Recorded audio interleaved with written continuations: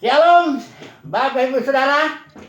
Kita melanjutkan studi kristalisasi kita dengan suatu kitab yang baru, 2 Tesalonika. Jadi sebenarnya 1 dan 2 Tesalonika itu masih hampir sama lah temanya, karena di sana Paulus kita tahu ketika menulis surat ini jaraknya pun dekat ya. Jadi kita tahu yang 1 Tesalonika itu karena ada kabar dia, Paulus mengirim Timotius untuk bertanya mengenai kabar jemaat ini, dan sebagai responnya Paulus tulis 1 Tesalonika. Kemudian tidak lama kemudian temanya 1 Tesalonika itu sebenarnya kedatangan Tuhan yang utama, walaupun tentu ada nasihat-nasihat praktis, tapi temanya masih kedatangan Tuhan ya. Dan yang 2 Tesalonika ini juga sebenarnya kedatangan Tuhan juga ya. Ini 3 pasal saja, dan di pasal 2 Paulus bicara kedatangan Tuhan. Pasal 1 katakanlah seperti pendahuluan dengan beberapa nasihat, dan pasal 3-nya juga nasihat-nasihat selanjutnya. Jadi kita memilah surat 2 Tesalonika ini menjadi ya seperti biasa trilogi 3 bagian.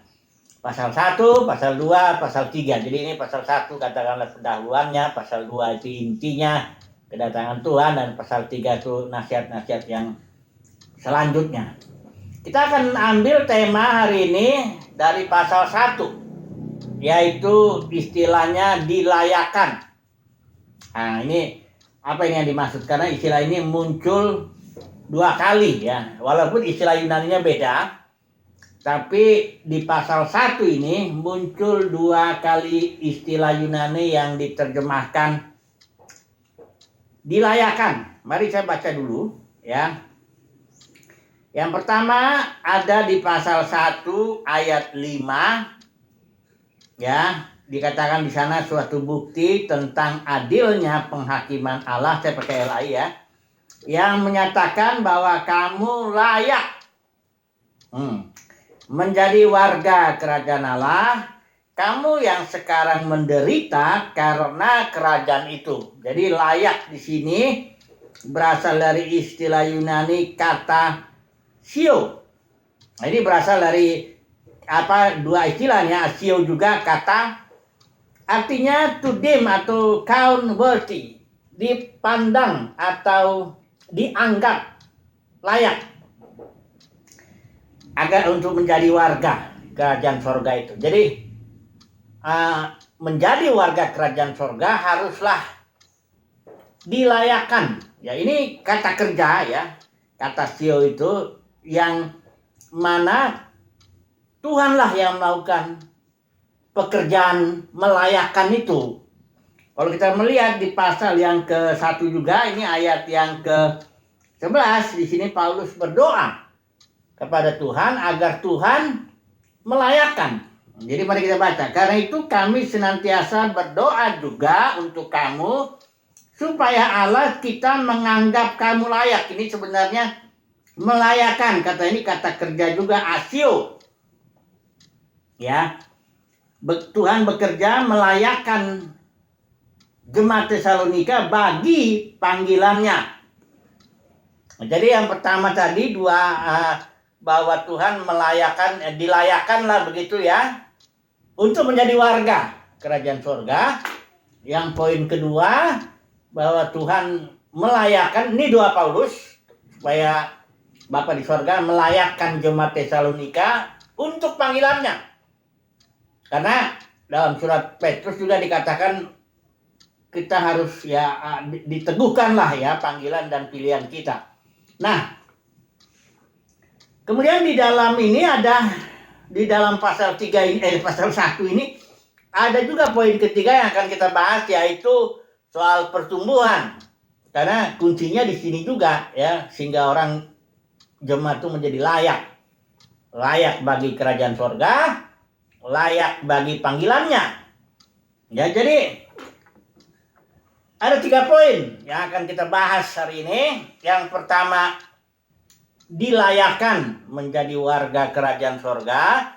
Yang kedua, ini doa Paulus agar Bapa di sorga bekerja melayakan atau menganggap nantinya layak untuk panggilannya. Maka yang ketiga poin nanti kita akan bahas juga mengenai pertumbuhan. Karena di pasal 1 ini 3 poin inilah yang paling penting untuk kita pahami ya. Nah, mari kita masuk dulu yang pertama ya.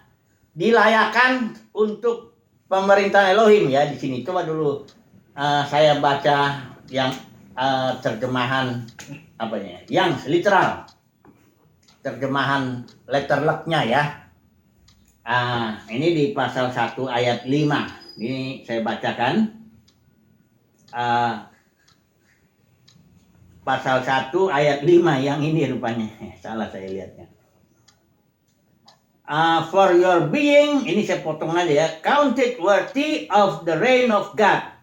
Jadi artinya keberadaanmu yang dipandang layak untuk pemerintahan Elohim ya. Jadi itu dulu kita lihat dulu yang ILT ya. Ini juga literal juga ya. Kita lihat dulu sebentar. Ada dua Tesalonika ini ya. Ayat pasal 1 ayat yang kelima. Suatu bukti penghakiman Elohim yang adil bahwa kamu dipandang layak bagi kerajaan Elohim, yang baginya pula kamu menderita. Nah, mengapa untuk menjadi warga kerajaan sorga itu harus dilayakkan? Karena begini, ini bukan berarti untuk masuk kerajaan sorga atau menjadi warga kerajaan sorga ada perbuatan yang harus kita kerjakan untuk menjadi layak, sehingga segalanya jadi tergantung kita. Bagaimana perbuatan kita sehingga membuat diri kita layak? Bukan gitu. Karena untuk dapat masuk kerajaan sorga itu semuanya anugerah juga ya. Mutlak kasih karunia. Dipilih, dipilih. Ya, dan akhirnya diperlengkapi untuk setia. Jadi maksudnya begini. Menjadi warga kerajaan sorga tetaplah itu kasih karunia mutlak. Tidak ada hak atau bagian kita atau ya sehingga kita layak dalam arti karena keberadaan kita. Ya, nggak begitu. Tapi keberadaan kita memang akan dilayakkan oleh Tuhan dengan cara, kalau yang di bagian pertama ini dengan penderitaan. Nah, jadi nanti kita melihat ya. Jadi saudara jangan salah dulu bahwa berpikir kalau begitu saya harus melayakkan diri saya dengan keberadaan saya ini agar ya barangkali dengan penderitaan, memilih penderitaan supaya layak. Bukan begitu. Tapi Tuhan sendiri yang memberikan kasih karunia-Nya kepada kita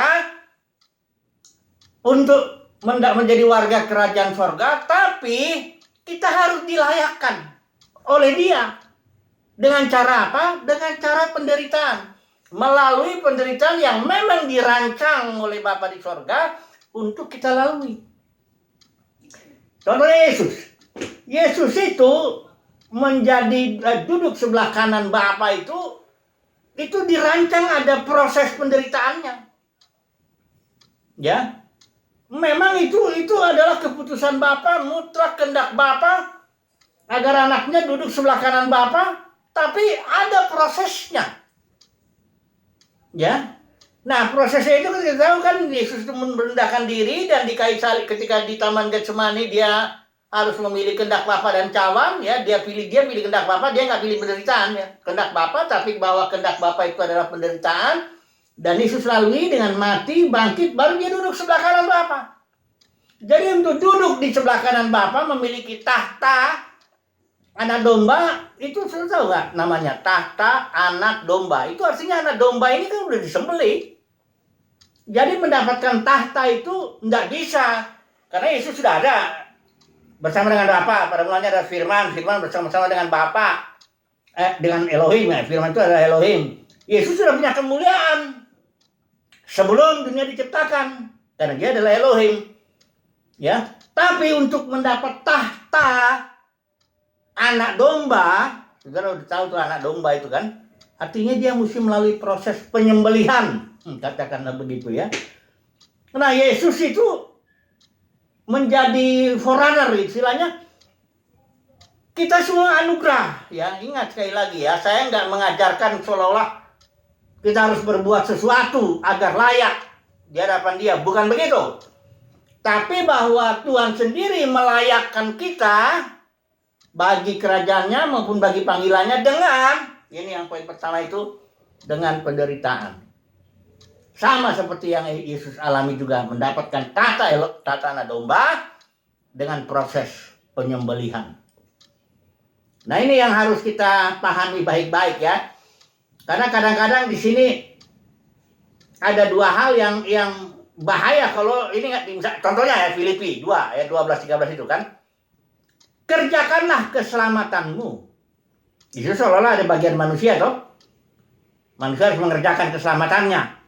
Kayaknya ada istilahnya ya jasa saya lah. Ya, bukan begitu. Ini ayat nggak bisa dilepas.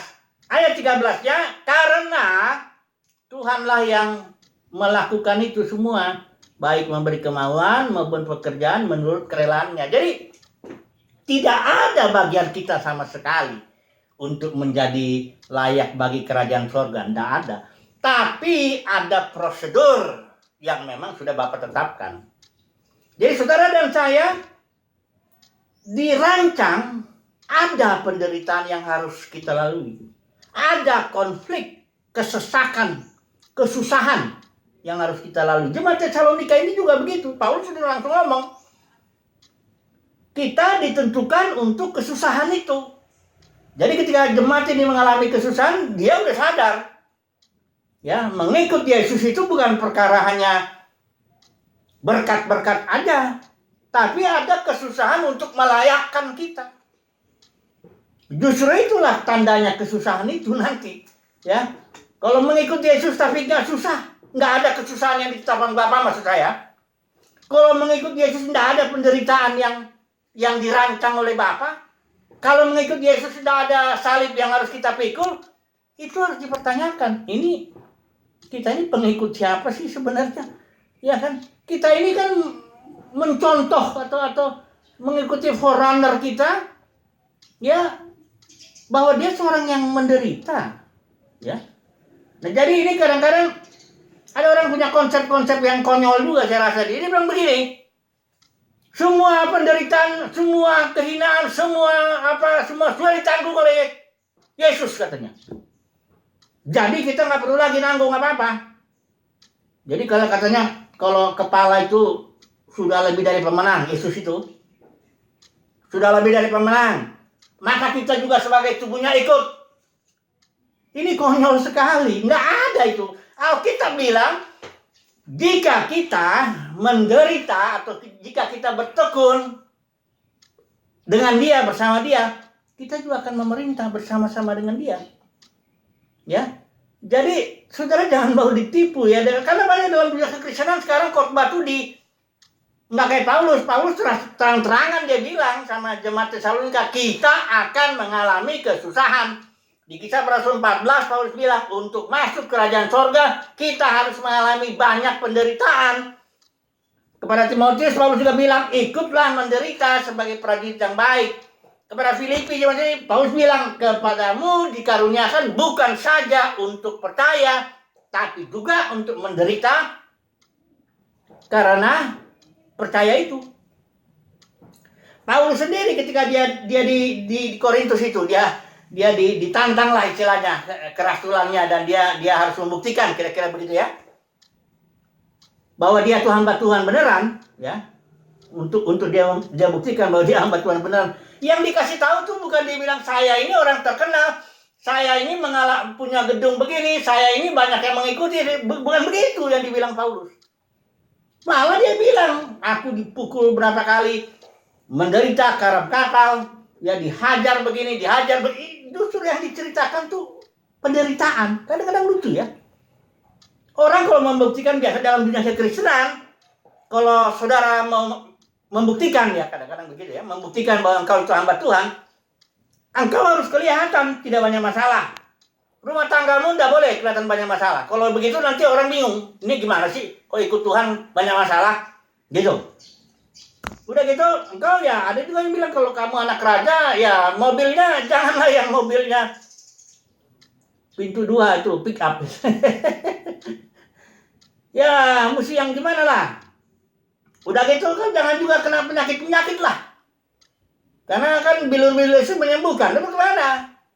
Janganlah ya, engkau harus tandanya kayak yang kayak gitu-gitu dalam dunia kekristenan ya sekarang ini. Pembuktian seorang hamba Tuhan itu dalam dunia kekristenan itu beda dengan pembuktian Paulus sebagai hamba Tuhan. Kalau Paulus sodorkan justru masalah dia, penderitaan dia, tantangan dia. Ya, terbalik ya. Jadi saudara jangan mengikuti lah ya. Ikutin aja apa yang bilang di contoh Alkitab ini. Paulus sudah bilang, jadilah pengikutku sebagaimana aku mengikuti Kristus.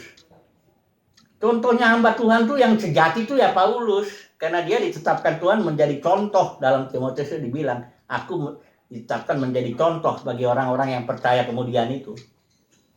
Nah jadi, penderitaan ini sesuatu yang, atau katakanlah jalan Tuhan lah, cara Tuhan lah untuk melayakkan kita. Ya, kalau saudara beritakan Injil, saudara sampaikan juga bahwa agar engkau layak bagi kerajaannya, engkau harus mengalami juga penderitaan. Kepadamu dikaruniakan bukan saja untuk percaya, tapi juga untuk menderita bagi kerajaan itu. Ini sekali lagi bukan kita mencari-cari penderitaan. Karena penderitaan itu dirancang oleh Bapa dan kita harus pilih kehendak Bapa dan menerobos melalui kesusahan yang dirancangnya itu. Kayak Maria. Saya beri contoh dulu. Maria ini sebenarnya contohnya untuk panggilan ya, tapi Maria Ibu Yesus itu ini cocok juga, ini sama lah ya. Ini juga yang dilayakan ini yang untuk poin kedua nanti kita ini dilayakannya itu kan karena doa Paulus berdoa kepada Bapa. Ya kita juga perlu berdoa, tapi ini dulu lah. Ini contoh Maria ini cocok juga.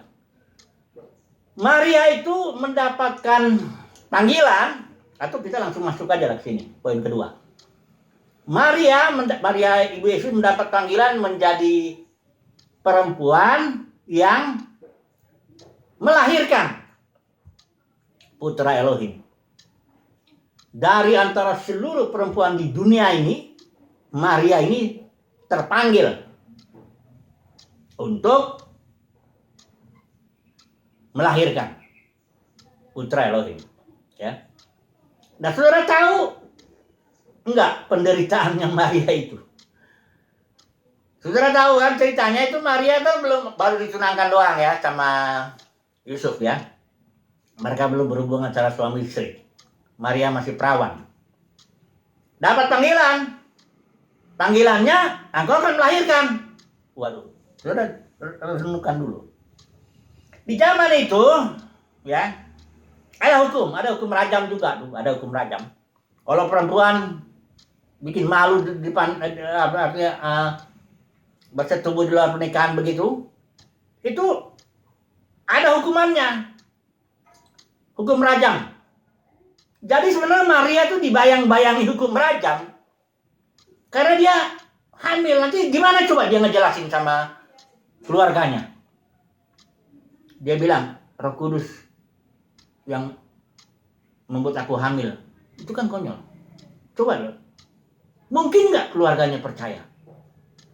Dari zaman Adam sampai zaman itu, bahkan sampai sekarang, tak ada perempuan yang hamil ngaku hamil karena Roh Kudus. Nggak ada. Nggak ada orang pun yang percaya. Ya. Tapi Maria mau ngomong apa? Saya ngomong juga nggak akan dipercaya. Tapi saya tidak ngomong, orang akan ngomong banyak. Itulah dia, Maria itu sudah apa itu? Berzina, entah apa itu namanya ya. bikin malu keluarga. Udah gitu dengan keluarga Yusuf lebih konyol lagi. Yusuf sendiri sudah memutuskan, udah. Tapi kan dia orangnya tulus, dia nggak mau menceraikannya diam-diam. Nggak mau menceraikannya belak-belakan begitu. Ya, aku mau diam-diam aja. Untunglah Yusuf dikasih tahu sama malaikat. Karena hanya malaikat aja yang bisa meyakinkan Yusuf itu. Yusuf juga nggak akan percaya kalau dibilang ini Maria itu hamil karena Roh Kudus. Misalnya Maria ngomong sama Yusuf, nggak mungkin percaya juga. Itu penderitaan Maria itu. Ya, konflik, kesesakan, dan itu nggak cuma 1 hari 2 hari, enggak. Bukan juga 9 bulan, enggak. Itu selamanya dalam hidupnya itu. Orang akan mencibir-cibir, ngomong-ngomong terus itu, ya. Karena nggak akan ada orang yang mau percaya. Nah itulah penderitaan. Tapi penderitaan ini melayakkan Maria sebagai seorang perempuan yang melahirkan putra Elohim. Saudara ngerti ya maksudnya ya? Bukan Maria cari-cari penderitaan, enggak. Enggak ada orang pun yang mau cari penderitaan. Bego apa? Maria tidak cari penderitaan. Dia hanya bilang, jadilah kepadaku sebagaimana yang kau katakan, karena aku ini adalah hamba Tuhan. Dia hanya menjalani aja sebagai hamba Tuhan. Ya, itulah panggilannya. Seperti itu, ya. Di sini memang Paulus berdoa. Karena itu kami senantiasa berdoa untuk kamu. Yang didoakan untuk jemaat ini, ya ini kadang-kadang nggak salah ngedoain. Kalau jemaat sakit doain ya. Kalau jemaat ada masalah ini ya itu, ada bangkrut bisnisnya boleh. Tapi yang penting ini, doakanlah juga orang lain atau diri kita sendiri juga supaya Bapa di sorga melayakkan kita bagi panggilannya. Karena begini, banyak juga orang dipanggil tapi kan sedikit yang dipilih. Dan belum diteguhkan panggilan seperti surat Petrus bilang. Karena saya begini ya, menurut saya ya, kalau orang ngomong ya, dia dipanggil Tuhan, banyak dalam dunia kekristenan itu banyak yang dipanggil. Sedikit yang dipilih. Karena pemenang itu nanti yang dipanggil, dipilih dan setia. Dalam rumah yang besar, ada banyak perabot. Ada perabot dipakai Tuhan juga, tapi bukan untuk hal-hal yang apa. Ada perabot yang dipakai untuk hal yang mulia. Jika seseorang menyucikan diri, nah dia baru dipakai untuk hal yang mulia. Nah kalau saya kadang-kadang mendengar khotbah ya, dalam dunia kekristenan, khotbahnya tuh enak didengar.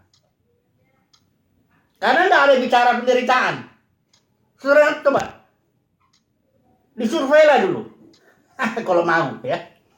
Surveilah dulu, ya, dalam dunia kekristenan.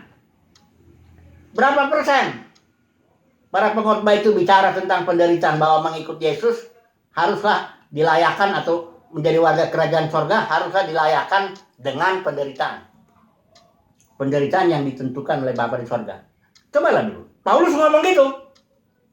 Dia bilang kita ditentukan untuk, ini coba dulu, 2 pasal 3 ini ya.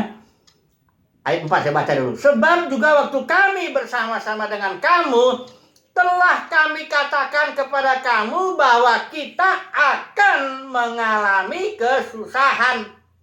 Dan hal itu seperti kamu tahu telah terjadi. Sebelum Paulus meninggalkan itu, jemaat itu udah dikasih tahu dulu. Kau akan mengalami penderitaan. Nah ini kan, coba dulu tanya. Cek dulu lah kira-kira. Para pengkhotbah itu, apalagi kalau dia sedikit banyak kayak motivator gitu. Ada nggak dia bicara bahwa kita harus dilayakkan, baik panggilan kita, baik kondisi kita sebagai warga kerajaan sorga, harus dilayakkan melalui penderitaan yang dirancang oleh Bapa sendiri. Jadi kita pilihlah kehendak Bapa dan kita akan mengalami itu. Kayak Maria, be it unto me according to your word. Jadi kepadaku sebagaimana yang kau katakan. Dan kadang-kadang penderitaan itu tidak satu, ya seperti saya bilang, bisa seumur hidup dia. Ya. Bisa seumur hidup. Walaupun ya masing-masing orang beda lah ya.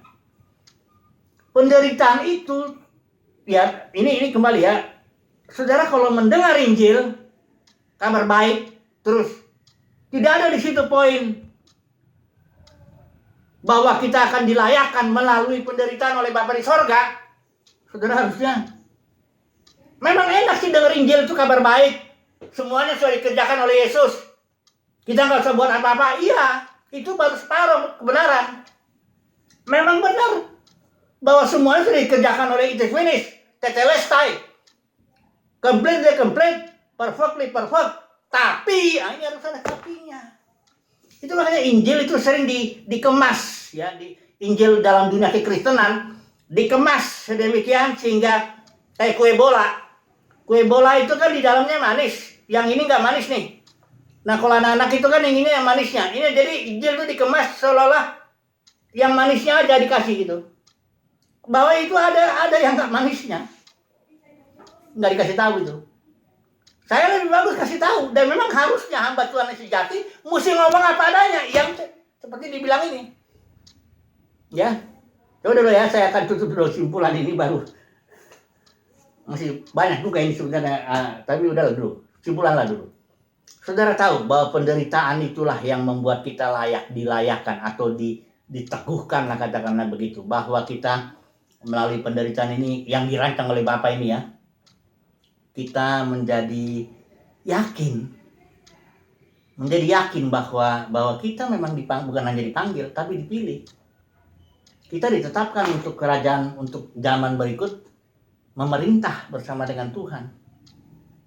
Ya, justru penderitaan itu dalam pengalaman pribadi saya juga begitu.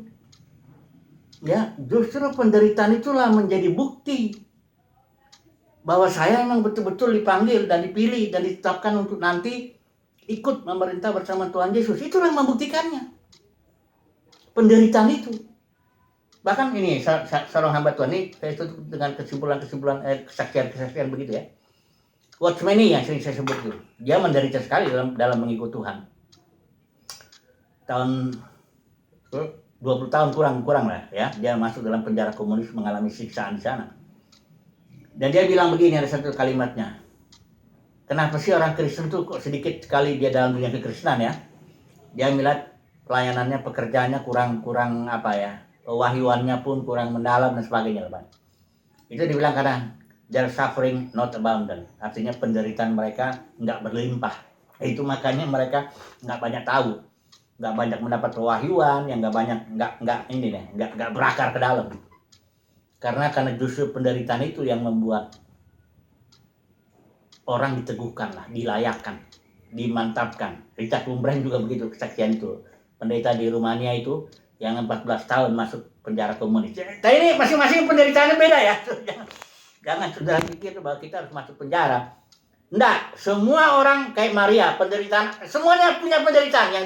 Saya yakin setiap hamba Tuhan sejati pasti dia punya penderitaan yang dirancang oleh Bapa bagi dirinya. Dan itu, penderitaan itu menjadi suatu bukti bagi dia. Menguatkan dia sekali. Saya yakin saya dipanggil Tuhan. Saya yakin saya dipilih Tuhan.